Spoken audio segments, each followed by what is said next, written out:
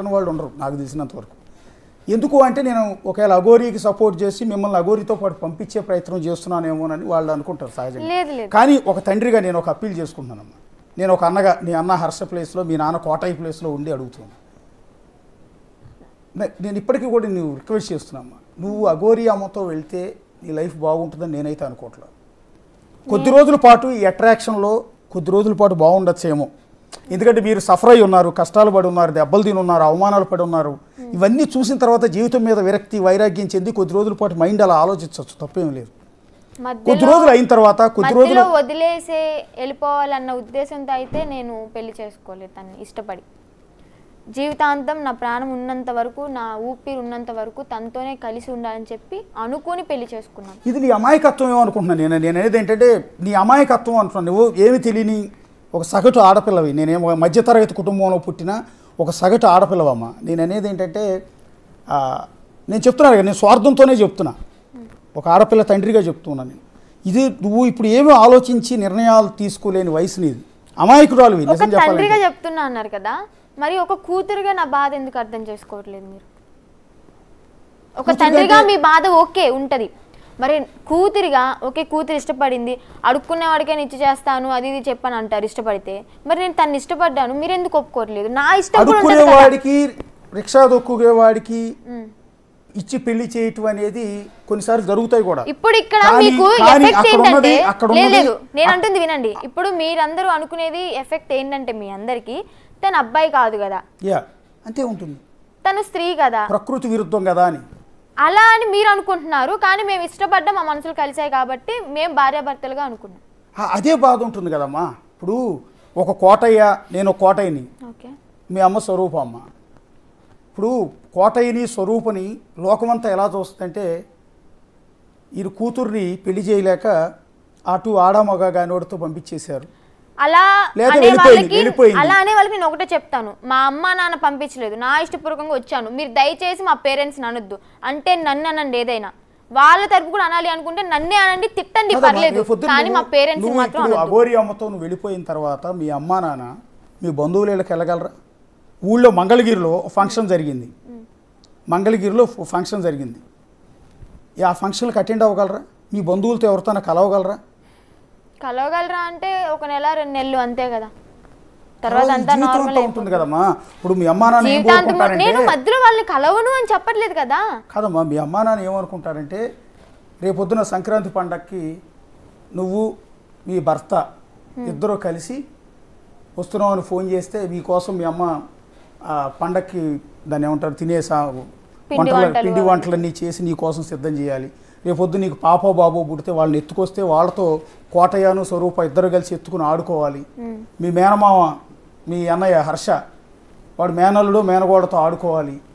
ఇది కళలు ఉంటాయమ్మా. సగటు కాదు, మనిషిగా పుట్టిన ఏ ఒక్కరైనా ఏ తల్లిదండ్రులని ఇదే కోరుకుంటారమ్మా. వాళ్ళు అనుకున్న కళలు అవి, నేను అనుకున్న కళలు ఇవి, అంతే. వాళ్ళ కళలకు విలువ నేను అనేది ఏంటంటే నీకు పుట్టి అంటే మరి నా ఇష్టానికి విలువలు ఇవ్వరా? ఇప్పుడు అనుకుంటూ ఉంటే కోటయ్య స్వరూప లేకపోతే ఇవాళ వర్షిని ఉండేది కాదు. కానీ ఓకే కన్నారు, ఉంటది ఉండదు అని కాదు, కన్నారు, పెంచారు, మంచి బాగులు అన్నీ చూశారు. కానీ నా ఇష్టం అనేది ఒక ఏజ్లో నాకు ఇష్టం అనేది పెరుగుతుంది. నా మనస్ఫూర్తిగా నేను ఒకరిని ఇష్టపడి పెళ్లి చేసుకోవాలని చెప్పి నాకు ఉంటుంది. అలాగే నాకు అనిపించింది, తనే కరెక్ట్ అనుకున్నాను, అందుకే తన్నే పెళ్లి చేసుకున్నాను. తన తప్ప ఇంకెవరు వద్దు నాకు అంటున్నాను. జీవితంలో తను ఒక్కడు చాలు.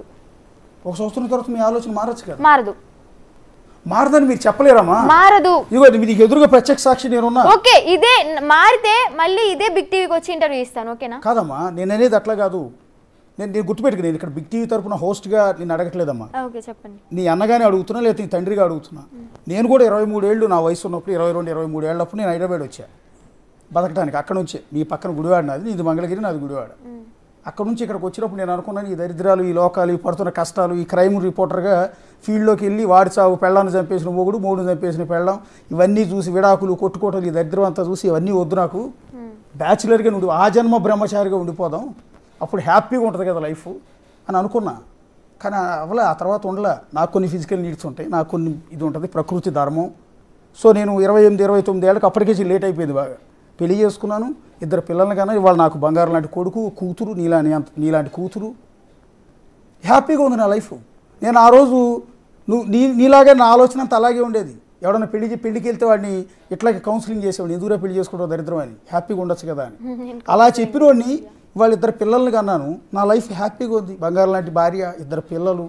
నా లైఫ్ ఇప్పుడు నేను ఎప్పుడెప్పుడు ఇంటికి వెళ్తానా అని ఎదురు చూస్తాను. నేను నా భార్య పిల్లలతో ఎప్పుడు కాసేపు కూర్చుంటాను, షిఫ్ట్ అయిపోయి వెళ్ళిపోతానా అని ఎదురు చూస్తా. అది నా లైఫ్. అంటే నా ఆలోచన మారిపోయింది కదా. నేను నీకన్నా కాస్త మెచ్యూర్డ్ అని అనుకుంటున్నావు కదా, వయసులోను ఇంకో విధంగాను. అలాంటిది రేపు పొద్దున్న నీ ఆలోచన ఈ అఘోరితో నీ కొద్ది రోజుల తర్వాత లైఫ్ బాగుండకపోవచ్చు, నీకు నచ్చకపోవచ్చు, ఏదో మిస్ అయ్యా నా లైఫ్లో అనిపించవచ్చు. ఏదేమైనా కానీ అడ్జస్ట్మెంట్ అయితే అవుతాం. కానీ మా మధ్య ఎన్ని గొడవలైనా ఎన్ని అపార్థాలు వచ్చినా తన్నైతే నేను విడిచిపెట్టడం అవ్వదు. ఇది నేను స్టాంప్ వేసి మరి చెప్తాను. పిల్లలు అంటారా కంటేనే అమ్మని అన్నారు అని చెప్పిన ఒక సాంగ్ ఉంది కదా, అలాగే కంటేనే అమ్మని అన్నారు కదా, పెంచుకోవచ్చు. ఎంతోమంది అనాథాశ్రమాలు, ఎన్నో అనాథాశ్రమంలో చాలామంది పిల్లలు ఉన్నారు. అదే పిల్లల్ని మేము ఇద్దరిని తీసుకుని పెంచుకుంటాం, చాలు కదా మాకు. మా జీవితాంతం ఆ పిల్లలతో తను నేను చాలు హ్యాపీగా ఉంటాం. సరే, ఇప్పుడు కూడా నేనైతే యాక్సెప్ట్ చేయను. బట్ నీ లైఫ్, నీ ఇష్టం, నీ మీద మాకేమీ రైట్స్ ఉండవు కాబట్టి నీ నిర్ణయాన్ని మేము వ్యతిరేకించాము. కానీ నేనేమంటానంటే, ఇంతలా అఘోరి అంటే ఎందుకు అంత ఇష్టం నీకు అని, ఎందుకు, ఏమి నచ్చింది, ఎన్ని రోజులు పరిచయం మీకు ఆయనకి అసలు? ఎందుకు అంటే చెప్పలేను, కానీ చాలా ఇష్టపడ్డాను. నా మనసుకి నచ్చేశారు అంతే. నా మైండ్కి కాదు, నా మనసుకే నచ్చేశారు. అంటే ఎక్కడమ్మా ఇప్పుడు మీకు? అంటే నేను ఒకటే చెప్తాను, మనిషిని ప్రేమిస్తే మట్టిలో కలిసిపోయేంత వరకే, లేదా ఇంకో మనిషి వచ్చేంత వరకే. అదే మనసు కలిసి ప్రేమిస్తే అది ప్రాణం పోయేంత వరకు ఉంటుంది ఆ బంధం. అలాగే మేము మనసుతో ప్రేమించుకుంటున్నాం కాబట్టి మా బంధం ప్రాణం పోయేంత వరకు ఇలాగే ఉండాలని చెప్పి కోరుకుంటున్నాను. లోకంలో అట్లా లేదమ్మా. ఓకే, మేము చట్టబద్ధంగా వెళ్తాము. ఉంటే నువ్వు అనుకుంటున్నట్టు ఒకరితోనే ప్రేమ అనేది లేదు. వాళ్ళు ఒకళ్ళని పెళ్లి చేసుకుంటున్నారు, ఒక మగవాడు 4-5 ఎఫ్ఐఆర్ పెట్టుకుంటున్నాడు. అట్లాగే లేదు, ఇవన్నీ చాలా మందిని మెయింటైన్ చేస్తున్నావు, చాలా ఫ్యామిలీ. నువ్వు అనుకున్నట్టు ఒకళ్ళతో ప్రేమ ఉన్నట్లు ఈ రోజుల్లో. నేను ఆడవాళ్ళ కోణం నుంచి అంటలేదు కానీ మగవాళ్ళ కోణంలోంచి అంటున్నా. పైకి శ్రీరామచంద్రుడిలా కబుర్లు చెప్తారు కానీ 4-5 మెయింటైన్ చేస్తున్నారమ్మా ఇల్లీగల్ కానీ. సో ఒకళ్ళతో ప్రేమ అనేది ఎక్కడ ఉండట్లేదమ్మా. నేను అంటున్నది ఏంటంటే, నువ్వు అన్నది అది నిజం కాదేమో అనిపిస్తుంది నాకు. అది ఏమో నాకైతే నిజం. మేమైతే నమ్మాము, ఒకరినొకరు ఇష్టపడ్డాం. ఇప్పుడు ఈ అఘోరి అమ్మ మీ ఇంటికి వచ్చినప్పుడే పరిచయం, 4 రోజుల పాటు మీ ఇంట్లో ఉన్నారు. జనసేన పార్టీ ఆఫీస్ దగ్గరికి వెళ్ళి ఆయన ఆ రోజు ప్రొటెస్ట్ చేసినప్పుడు పోలీసులు తీసుకెళ్లిపోయారు. కారు ఏదో రిపేర్ వస్తే మంగళగిరిలో సర్వీస్ సెంటర్కి ఇచ్చారు. ఆ రోజు అక్కడ గొడవ కూడా అయింది. మీడియా వాళ్ళు వెళ్ళి వీడియోలు తీస్తుంటే వాళ్ళని కొట్టడానికి కూడా వచ్చారు ఆయన. ఆ రోజేనా? అప్పుడేనా పరిచయం? ఆ రోజు పరిచయం. అప్పటి నుంచి అంతకుముందు మీకు తెలియదు? వీడియోస్ చూసేదాన్ని నార్మల్గా, అంతకుముందు తెలిసేది. డైరెక్ట్గా కలలేదు కానీ వీడియోస్ చూసేదాన్ని. అప్పుడు మీ ఇంటికి తీసుకెళ్లారు అంటే ఆమె అడిగి మంగళగిరి వచ్చి అక్కడ పోలీసులతో గొడవ అయినప్పుడు ఇంటికి తీసుకొచ్చాం. అంటే విష్ణు తీసుకొచ్చాడా, మీరు తీసుకెళ్లారా? అది ఫస్ట్ విష్ణన్నయ్యకే. ఫస్ట్ గొడవ అయినప్పుడేమో విష్ణన్నయ్య నెంబర్ తీసుకొని ఓకే ఆమె వెళ్ళిపోయినప్పుడు మాట్లాడుతూ ఉండేవాడు. ఆ గొడవ అయిన నెల తర్వాత ఆమె మళ్ళీ సడన్గా టోల్గేట్ దగ్గర, మంగళగిరి టోల్గేట్ దగ్గర కార్ రిపేర్ వచ్చి ఆగిపోయింది. అప్పుడు విష్ణన్నయ్య సూర్యాపేటలో ఉన్నాడు. విష్ణన్నయ్య నాకు కాల్ చేసి, అప్పుడు నేను యాంకరింగ్ చేస్తున్నా, జాన్ 9th ఆ రోజు కాల్ చేసి, నేను ఒక రెస్టారెంట్లో తింటున్నా, అఘోరమ్మ కారు ఆగిపోయింది అక్కడ, వెళ్ళిపో అర్జెంటుగా వెళ్ళి అంటే ఇంకా రెస్టారెంట్ నుంచి నేను మా హర్షన్నయ్య టోల్గేట్ దగ్గరికి వెళ్ళి ఆమె కార్ రిపేర్ ఏదో ఉంటే సైడ్కి పార్కింగ్ చేసి, నైట్ అయిపోయింది కదమ్మా ఇంటికి రండి అని చెప్పంటే విష్ణన్నయ్య కూడా ఒక మా ఇంటికి తీసుకెళ్ళని చెప్పని అనడం జరిగింది.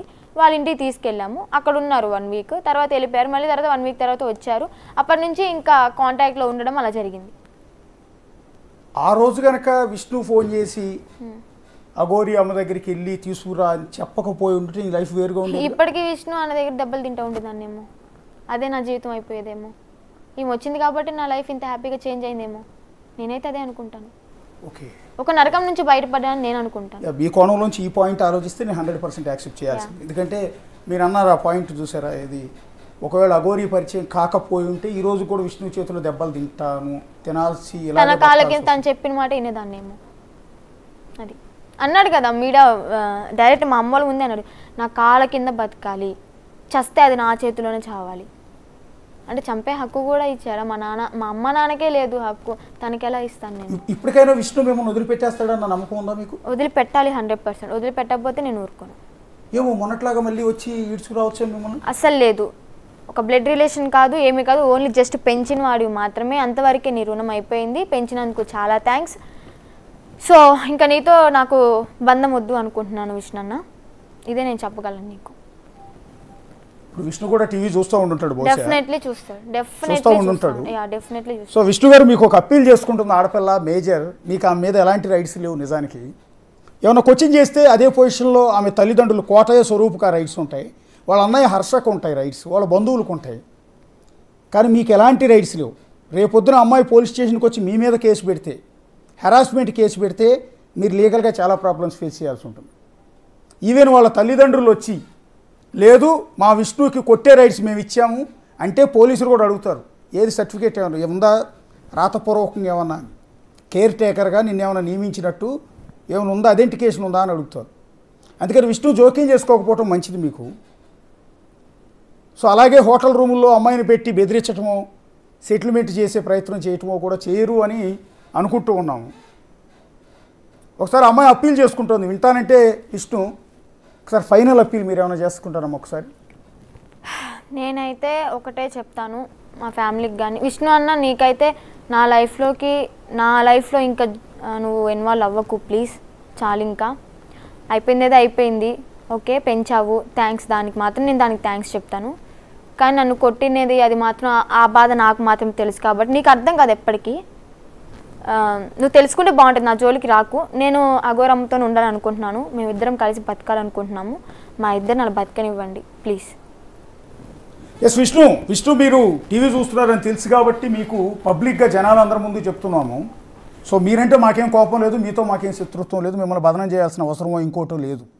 అమ్మాయి చెప్తోంది, ఆ చెప్తున్నది విన్న తర్వాత అమ్మాయి బాధ, అమ్మాయి మీ మీద అయితే అబద్ధం చెప్పాల్సిన అవసరం ఉంటుందని మేము అనుకోవట్లేదు. కానీ మీరు కొట్టిన విధానం అమ్మాయి చెప్తుంటే మాకే బాధేస్తుంది. అమ్మాయి పీరియడ్స్లో ఉన్నప్పుడు కూడా మీరు కొట్టారు, కాళ్ళతో తన్నారు అంటే నిజంగా నాకే కడుపు మండిపోతుంది. నేను కనుక వాళ్ళ అన్నయ్య హర్ష ప్లేస్లో ఉండుంటే విష్ణు వేరుగా ఉండేది మీ పరిస్థితి. నేనే కాదు టీవీ చూస్తున్న వాళ్ళలో ఏ మగాడికైనా ఇదే కోపం వస్తుంది.